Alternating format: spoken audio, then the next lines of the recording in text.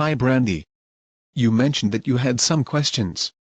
It's a good time to talk, so let me know what's on your mind. Well, Mommy asked me to draft a letter agreement.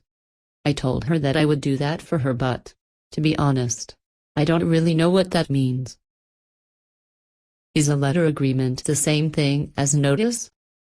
No, but the drafting is similar. A notice is any notification that one party to an agreement provides to another party in connection with the requirements of the agreement. Not every communication is a notice. Only communications that are required in connection with the enforcement of a term of an agreement. In simple terms, think of a notice as a communication that provides information to the other party in an agreement, when it is required by the terms of the agreement. When you draft a notice, draft it as you would a business letter. Include the proper addresses. Include a subject line. Include background in an introductory paragraph. I see. So how is a letter agreement different? Well, you can find the meaning of a letter agreement in its name.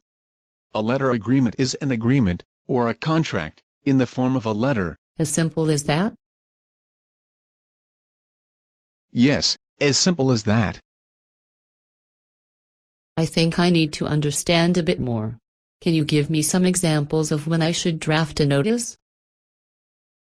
Certainly.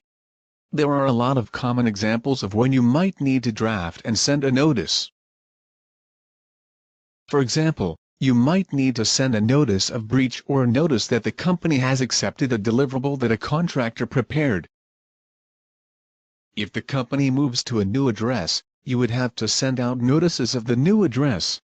That's usually required in the notice provision of a contract. Really, anytime a contract states that notice must be given, the contract is telling you when you are contractually required to send a notice. For the CL contract administrators, the most common example might be a termination notice when CL wants to terminate a publishing agreement in accordance with the agreement. Does the recipient need to countersign the notice? No, that is not required, but sometimes you might want to get a signature to acknowledge receipt. I usually just send notices via traceable courier, like FedEx, and I require that the recipient sign for the package. That makes sense. So how about some examples of letter agreements? When the company does not have the right to terminate an agreement, you might prepare a letter agreement that provides for termination of the contract. Among other things, putting a termination agreement into the form of a letter can be less adversarial or intimidating. Other types of agreements that you might memorialize in a letter are contracts that change business terms such as a delivery schedule or the location that work will be performed. I usually ask myself whether a letter agreement will be shorter than a page or two. The longer the letter agreement, the less likely I am to want to use that form of agreement. Interesting. What else should I know about letter agreements? Keep in mind that the form of an agreement is not what matters to us. We care about the substance, and that is true regardless of form.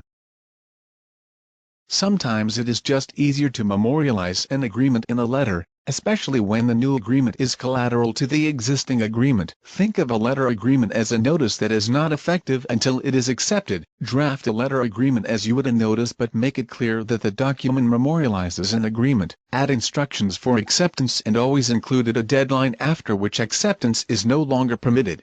Included a signature block for the other party or parties, and, if there are more than two parties, note that the agreement is not effective until signed by all. If relevant, you can also incorporate elements of an existing agreement, for example if you are preparing an amendment or an addendum.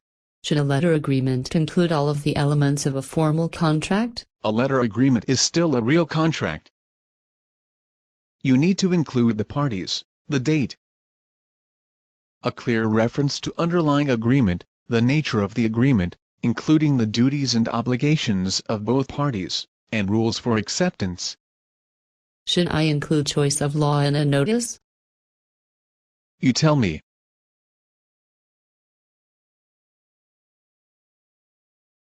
I would think not, because I doubt I can force the other party to accept the choice of law that I choose. Exactly right. Do you have time for one more question? I have as much time as you need. Should notices and letter agreements be more casual than more traditional contracts? Should I use natural language or legalese? If natural language means clear and concise wording, always use natural language. Contracts of every nature need to be clear, whether in a letter agreement or a more formal contract. Remember, drafting is for the benefit of the business people and the jury. Just keep it clear and concise, I and it think will be that I better for understand everyone. now. Thanks. As always, I've been happy to help.